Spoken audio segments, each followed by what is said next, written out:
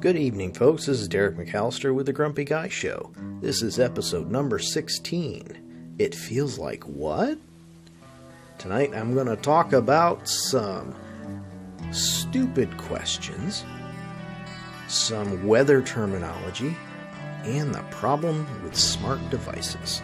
So stick around and hopefully you'll enjoy it. Good evening, ladies and gentlemen, and welcome to another episode of The Grumpy Guy Show. I'm Derek McAllister, and I'm all alone.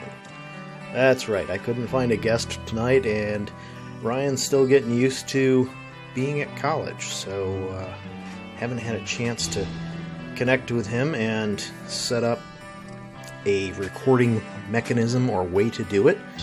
But we'll get that worked out, hopefully before too long, so you don't have to listen to just me, because I'm sure I'm pretty boring, and this is probably not going to be the greatest episode, but we're going to give it a shot anyhow.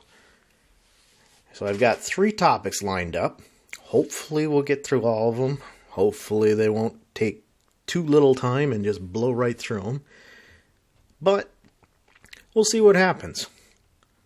Anything's possible. So we're going to start out with something that bugs the living daylights out of me. Every single time somebody asks a question and then they come back and they say, well, no, that's not right. Or they say, well, why would I do that? If you're going to ask me a question, listen to the answer. If you're not going to listen, don't waste my time. I mean, seriously. Why in the world are you going to waste somebody's time by asking them a question if you don't really care? It's not like small talk questions. I'm not talking about that. Like, how you doing? When you first see somebody or you have a good night last night sleeping or whatever. That's small talk. They're really rhetorical questions. But when you're at work and somebody asks you a question, they really truly need to listen for the answer and listen to the answer. Otherwise, why are they wasting my time? Why are they wasting their time? It's just stupid. And I see it happen more and more. So some of it has to do with the fact that people just don't care about anybody else. They only care about themselves. And that really bugs the crap out of me. And it really comes down to the parents. When I was a kid, my parents paid attention to me. They spent time with me. And, it's not just me. It's, a lot of other people. They spend time with their children. There's so many parents now that they don't spend time with them. And it's not necessarily their fault. Some of it's because of the work ethic that we have, where everybody has to work hundreds and hundreds of hours just to be meaningful at their job. But, it sacrifices family time, time at home, time to wind down, time to get away. And the problem there is the only one, every company will say, oh, we value work-life balance. We value it so much. But then when it comes really, really down to brass tacks, all they value is their own work-time balance, work-life balance. They don't care about the little guy. Get all these executives. They make all these big decisions. Oh, we're going to change this company. We're going to rearrange the whole structure from the top down. They make that decision. And then they go and, they make all these other decisions. And they don't even think about the people who actually have to implement that and what it means to them. All they care about is, I made a big decision. I made a big choice, and it's going to make a difference. 90% of the time, all these changes do is just tick off the people down at the bottom. And why does it tick them off? Well, pretty simple. They're the ones that actually have to end up putting in extra hours, and they don't get paid anything more because it's all salaried. So they're putting in 60 hours, 70 hours a week, and they get nothing for it. They get a little, nice job. And then that's it. And the executives think, oh, look, I'm so nice. I'm so generous to my employees. They're paid so well. Let's look at it. If you're a salaried employee putting in 60 hours a week, you're really, truly making the same amount of money as somebody who's hourly at 1/3. You're working an extra 10 hours for free. So say you're making $50 an hour. Well, now you're giving them an extra, what is that? Holy crud, I can't even do the math. I'm not going to do the math. There's no reason for me to do the math. You know what? My wife's out in the kitchen doing her homework, her algebra homework. She can do the math. Maybe she'll comment someplace what it would be. Oh, that's mean. But at any rate, you get the idea. You're giving them 10 hours for free. You're not getting paid for it. You're never getting that time back. That's a big phrase now. You're not getting time back. Just like tonight or every night when it comes to you listening to my podcast, you're not getting that time back. And I really do appreciate anybody who does listen. And truthfully, what I'm going to do, since with so few listeners at this point, because last week's episode, we got a total of 4 unique listeners. I can't afford to, I'm not going to get any money from it because I'm not monetizing yet. There's no point in forcing you to listen to me read off an ad or anything like that. But because of that, I can't start a website. So I'm gonna start up a page on Facebook. I hate Facebook, don't get me wrong, but it's free. So I'm gonna start one up. That way I can actually get some comments and maybe some more people will find the podcast. But somebody wants to put something in there as far as the what that math works out to be, then that's great. But basically, just thought of it. You're working an extra 25% for free, which means you're giving them 25% of your salary without getting anything for it. Some of them will give you a pat on the back. Some of them say, well, why don't you take a couple hours off here? But most of them, they're not going to care. And that's really sad. They don't think about how much they struggled. And the big reason they don't is because all they care about is making more money. But, what can you do there? And speaking of making more money, let's move on to our next topic.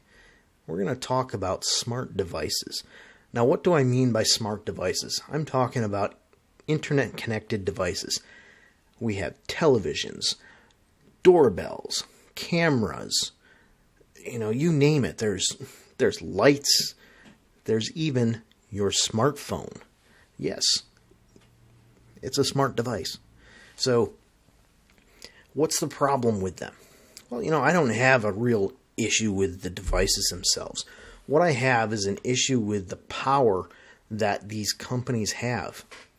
So, a couple of days ago, I read an article about Samsung and the fact that they were boasting that they can turn off televisions anywhere in the world anytime they want. Disconnect them, make them so that they are completely and totally useless. Is that right? No, it's not. Will they do it? No, probably not, because that would be very, very upsetting. But you look at, like myself, last year I bought a smartwatch. Just figured, okay, I'm getting notifications. I just want to look and see if it's something I need to react to, as in, is it something from my wife about some problem or, something from one of the kids? So I was like, yeah, okay, let's do that.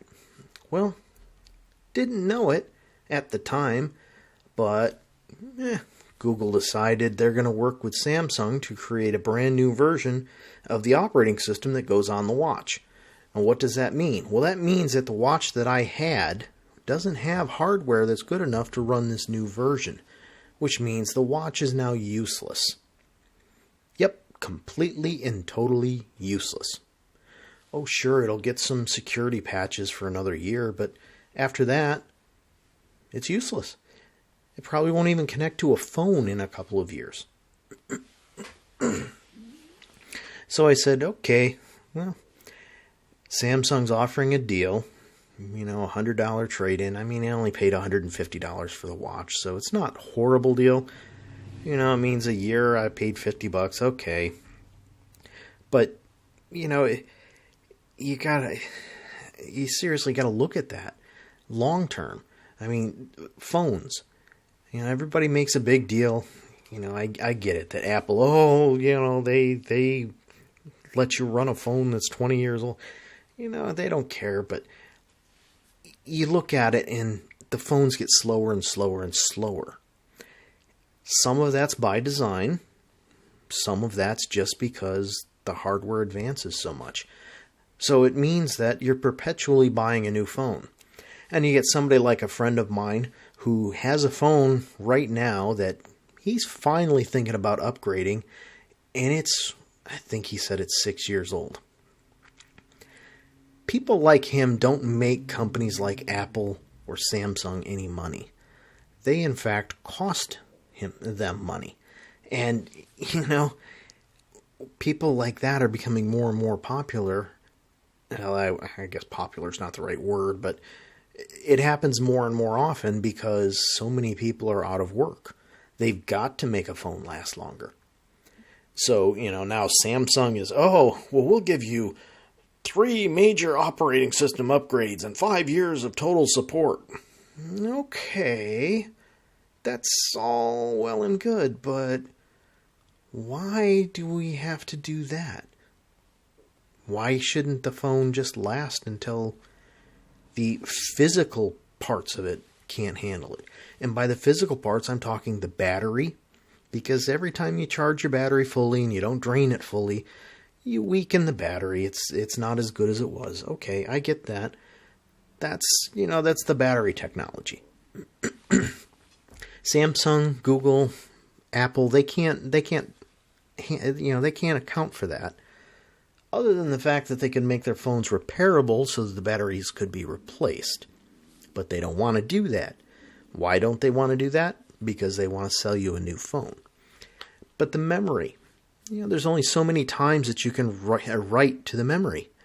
You can read as many times as you want. The problem comes with writing to it. So you slowly reduce the memory's efficiency. You get bad blocks in there. So the memory's bad. Again, then you have to replace the phone. I get that. Companies could make it better by making the memory replaceable, but instead, it's cheaper and better for their bottom line to solder it onto the board. And by soldering it on the board, it means the phone's useless once the memory dies. It's really sad. And then they claim they're doing things, less packaging so that it's better for the environment. And, we're not we're not giving you a free charger anymore, which is a new thing. We're not going to give you a free charger because everybody's got chargers out the wazoo and, it's better for the environment if we don't. But hey, if you really want one, we'll sell you one for $30. Really? So you increase the price of the phone, you decrease the amount of product you're using to package the phone, you decrease the amount of things that come with the phone, and then you offer to charge me more, all in the name of being better for the environment. But on top of that, you make it so that your phone is not repairable because it's cheaper for you, and you forget to mention that it's a lot worse for the environment. It's really horrible. And the governments just eat this up. Oh, look, they're being so good for the environment. Oh, this is wonderful. No, it's not. Because what happens when these phones die? Well, when the phones die, they get thrown out. I don't care what anybody says. Oh, we recycle. I highly doubt that. There's a few companies in the world that'll actually melt things down, and get the materials back out, but not many. And it's expensive. So Apple, Google, they're not doing that stuff. And people will say, oh, but they're net zero companies. Well, yeah, that's because they're paying someplace to be non-net zero, I guess you'd say. They're paying these other places and saying, ha ha, we're net zero, look at us, we're so good for the environment. Really, do you think running the servers that they are running, whether you're talking about Microsoft, Google, Amazon, Apple, the servers that they're running, do you think that they're actually net zero? Those things take a ton of electricity to run, and they generate a ton of heat. But, hey, what do I know? I'm not an environmentalist. Yeah. Stupid people just believe it. So at any rate, I got sidetracked even by myself. So the smart devices, that's the biggest key. Even if you stop looking at the whole ability to recycle them and whatnot, you start looking at when Samsung decides that your TV is no longer any good, they send a signal out, and as soon as your television connects to the internet, your television is no longer useful. Plain and simple, doesn't matter. It's off, done. And it's not just Samsung that can do this. You have a Ring doorbell, Amazon can do that at any point in time if they decide, that's really old, I don't want to support that anymore. I'm turning it off. It's not goodwill, but companies are going to do this. Google actually just did it. I think it was earlier this month, earlier in August. I say this month, it's now September. But earlier in August, Google actually said that phones running, I think it's Android 7 or older, will no longer have access to the Google Play Store. No longer have access. Which means now you've got people who have these older phones that can't afford a new one. Because let's face it, you get some of the cheaper phones out there that are new, and you're talking $200. That's a lot of money. I'm still working, and $200 is a lot of money to me. You listen to all the Christmas time ads, and they'll tell you, oh, that's a stocking stuffer. No. $200 is a lot of money to spend on a device that in 3 years they're going to tell you, oh, that device isn't any good anymore. You need to get rid of it. Boy, that's a lot of money to throw away. And these companies, they don't get it. Why? Because they're just looking to make big profits. And that's all they care about is big, big profits. So, welcome to the world of smart devices, folks. They'll turn them off at any time. Doesn't matter. Watch, microwave, and yes, Amazon makes a microwave that's connected to the internet. Doesn't matter. Internet-connected smart device of some sort. You name it. Someday somebody's going to say, you know what? I don't want those light bulbs working anymore. Press a button, sends out a signal, they're done. They don't work. It's the direction we're going, where they're going to make more profits at your expense. And the unfortunate thing is, we don't have a choice. Go out and try and find a television that is not a smart television, that is not connected to that is not able to be connected to the internet. You're not going to find it, folks. And it's because the whiz bang, oh, look at this stuff. Ooh, shiny. That just gets people, and they start buying it, and sooner or later, the ones that aren't connected don't sell anymore. And what doesn't sell doesn't get made. You look at a manual transmission in a car. That's why they don't sell them here in the United States. Nobody wants them. You know, back in the earlier days of cars, whether you're talking the 50s, 60s, 70s, you know, even into the 80s, an automatic was an additional expense. So it was, you know, it was a luxury, and it meant you had money to burn. Personally, I grew up with manual transmissions, and I'd love to have one. But to find one, it's really difficult. You know, it'd be different if I lived someplace, you know, where it was flat, nice weather all the time, where I could drive a sports car. But I live in the northeast of New York, you know, of the United States. You need four-wheel drive in the winter. Can you get by without it? Oh yeah. It's just a whole lot better with it. You know, and there's only a few vehicles that you can get with a manual transmission anymore.